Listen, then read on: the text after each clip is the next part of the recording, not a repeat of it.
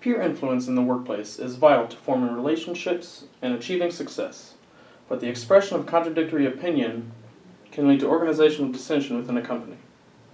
That's what Salido and Meyer found in their research study, where they hypothesized employees with special and collegial peer relationships will express lateral dissent more frequently than employees with information peer relationships, with the goal being to find out how peer-coworker relationship quality affects expression of organizational dissent.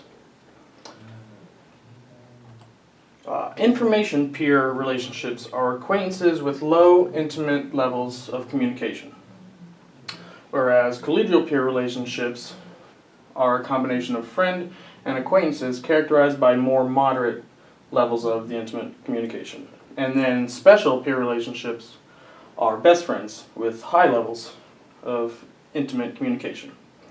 The results showed their hypothesis to be true, but the messages utilized to express dissent were unaffected by the quality of the relationships, as well as the type of message used, which they thought would alter depending on the peer relationship between the employees. Now, the types of messages are direct factual appeal, which is information drawn from physical evidence, personal work experience, knowledge of the organizational policies in order to support the contradictory opinions. Repetition is continuously expressing contradictory opinions without finding a solution. Solution presentation is providing methods for improving the event that triggered the expression of dissent to organizational decision makers. Circumvention is the expressing dissent to individuals above an employee's immediate supervisor, so going above their head. And then threatening resignation is self-explanatory, where it's just expressing a desire to leave desire to leave as a form of leverage if nothing is done about the problem they face. And then some more types of messages that were expanded in this research, because the previous ones, these were from a 1992 study from an old researcher. So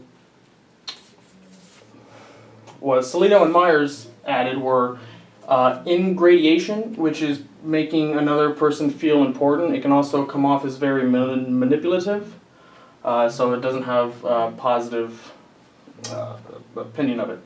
And then exchange is offering something in return from another, or in return from the receiver, so it's pretty much quid pro quo, tit for tat.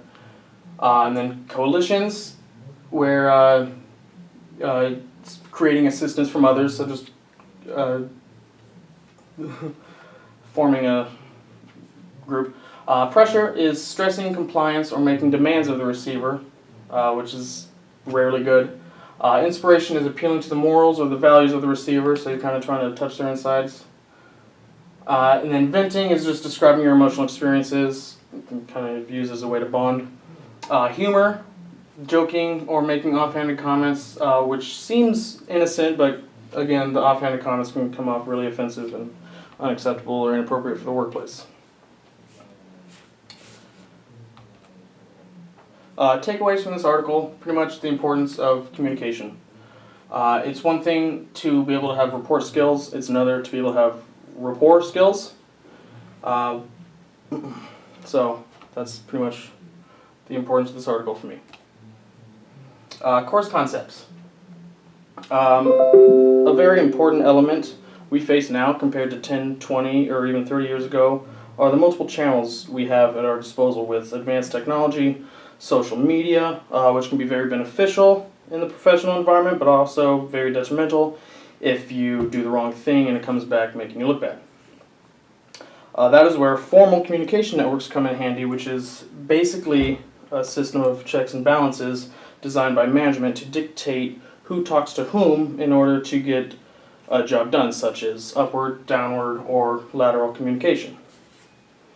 Which is why it's important to pay equal attention to the messages you're sending as well as receiving, so you can have great listening skills, which is where the building rapport comes in. Perhaps a cue that men could take from women, so we could build stronger bonds, relationships, and create much less dissent.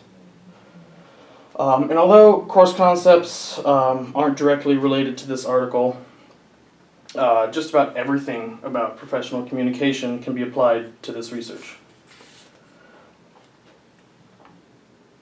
This relates to me on multiple levels, from my long tenure as both a team member and a manager at Culver's, to my stint as a reservist in the Army, and even in the classroom both at DMACC and Iowa State. I noticed how I used to use communication with my peers in the workplace and at school, as a new employee, as a young kid, versus now, more experienced, with a little bit of authority under my belt. Instead of complaining about problems and not coming up with solutions like the other kids my age,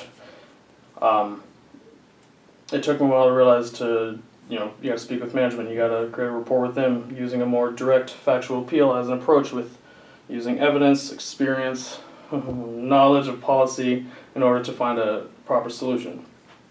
So, although it seemed easier to communicate with my friends or acquaintances, I slowly realized through maturity and experience that there are much more appropriate strategies that will help build and foster relationships and create networks in order to further advance my career.